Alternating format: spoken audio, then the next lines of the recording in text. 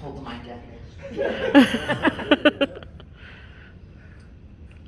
So, Hall of Fame. Like, what qualifies you? No, I mean, seriously, think about it. Every martial artist in this room, I mean, this is a pretty elite group. There's something that you've done, or many things that you've done, that are noteworthy. All of us. Some of us more than others. Some of you certainly more than anybody I know. So what qualifies you for the Hall of Fame and the inaugural Hall of Fame? Well, we started off the evening correctly, I think, honoring our foundation, our heritage, our beginning. Because to be in the Hall of Fame, you can't just be good. And you can't be great occasionally. You understand? You can't be a one-hit wonder and end up in the Hall of Fame. I don't care what Hall of Fame it is. There's got to be something that sets you apart over time. Consistency. Consistency in dedication, in spirit, in effort, and results. Look at the people who are on this list. That's why they're in the inaugural Hall of Fame, and it's the AAU Hall of Fame. There are a lot of Hall of Fames out there right now, right? You can throw up a digital one. What makes the AAU Hall of Fame is what you've heard over and over again. It's about the people. So these individuals that are being honored tonight are people who take care of everyone else. And you've heard many people say, oh, I remember them from so-and-so, or I remember them this far back. So there's consistency, there's excellence, and there's longevity. These are the people who are being inducted tonight into the AAU Hall of Fame. Not just for what they do, but what they do for others over and over and over again, all the time, with credit or without. Grandmaster Giambi, what did he do as part of his acceptance speech? I want to point out you, I want to point at you, I want to point at you. These are people who have giant hearts, and several people, John, we don't know how to say no. You do. I've had Grandmaster Wiesman tell me no to something. I've had Grandmaster Zampino tell me no. These folks have the ability to say no. They choose not to. Not once, not twice, not over several years, but consistently throughout the duration of what they do.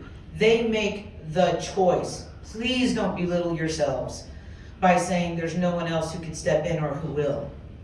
You make the hard choices to do the jobs over and over again, Bo, that other people won't or don't choose to. That's what we're honoring today.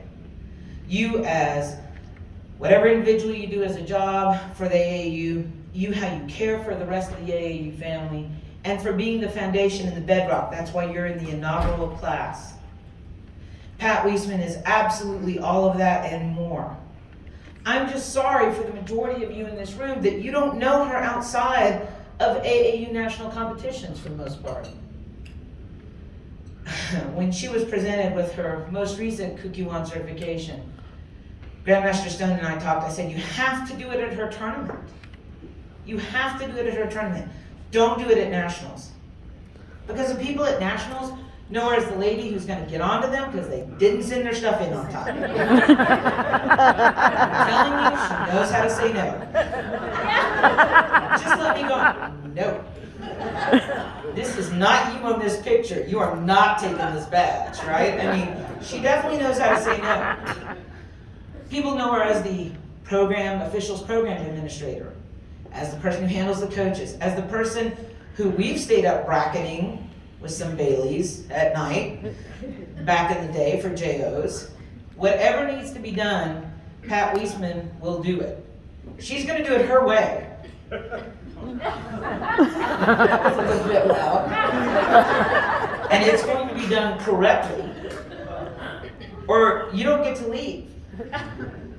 It's one of the few phone calls I take whenever the phone rings. But what you don't understand is she's that way in her whole life, and mostly for her students in her school, older, younger. She is a martial arts person through and through, and an instructor. And she cares so deeply and is constantly thinking about how she can help her students and the ones that are gonna come afterwards. She called me the other day. I wanna do this on Zoom and I wanna teach like this, and I have 2 that are going off to college and I wanna include them, and how do I do it? Hi, Pat. You could try this. I've tried that, I don't like the way it worked. Okay. It was all about the 2 college students who she wanted to keep involved. So when he presented it at her tournament, her students who don't normally come to nationals got to see her being honored in a way they don't get to normally. And those of us who know her outside of the national competition got to see that love and appreciation reflected more than just about what she does for all of us, but what she does for martial arts. She's always open to throw ideas off of, come up several times and done seminars, and she's not just encouraging people to go, she's asking questions, she's eating it up. She's always hungry for more knowledge for herself too. Pat Wiesman loves martial arts. She loves martial artists. And she does know how to say no. She just chooses not to. It's hard to be a high-ranking. It has been hard. Let me back up.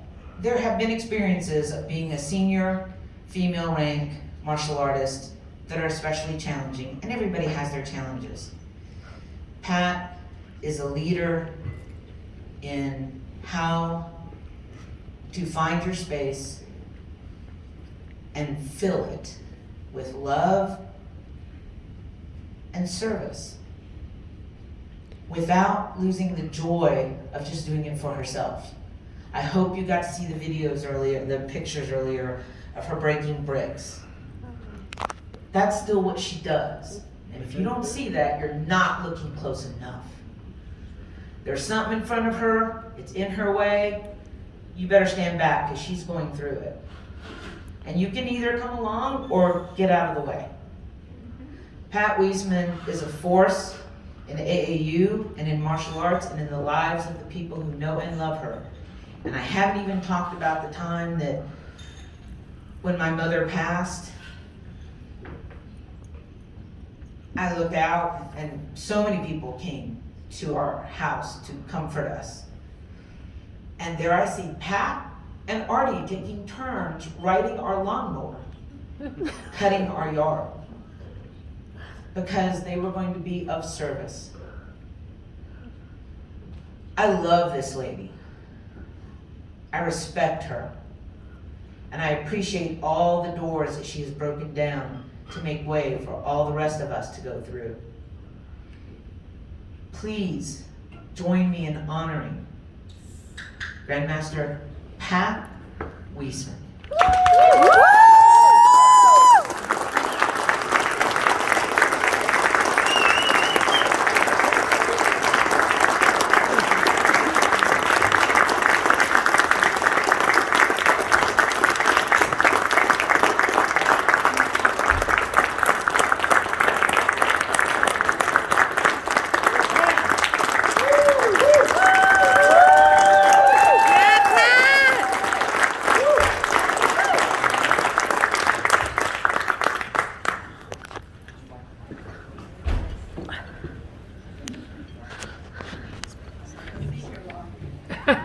Anybody that knows me knows that I don't like you.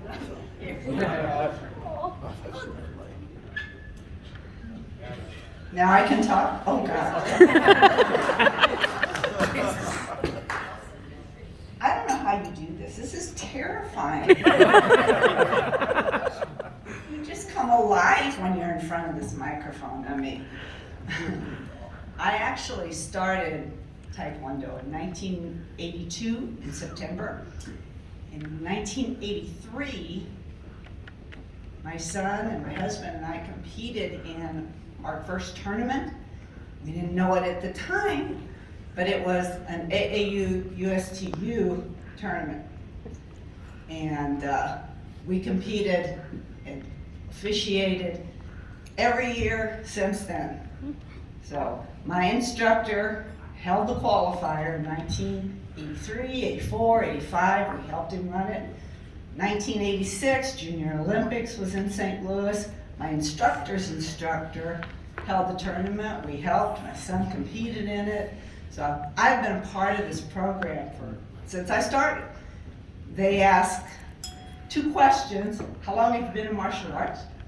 And how long have you been with the AAU? And those are the same for me, 1982. So I've been with it for a long time. I was thinking, I wonder how many of the people in the program right now were not even born when I started.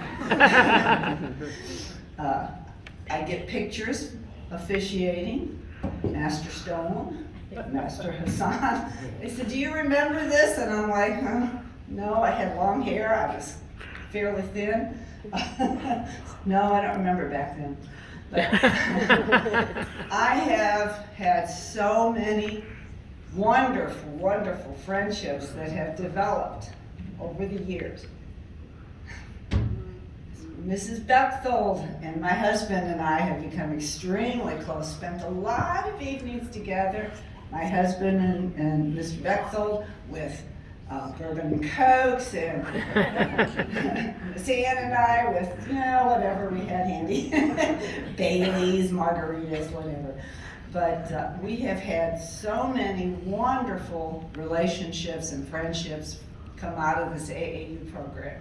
So I want to thank everybody just for being here, and thank you very much for this wonderful honor. I just can't imagine getting an award for doing something that I just love to do. So it's very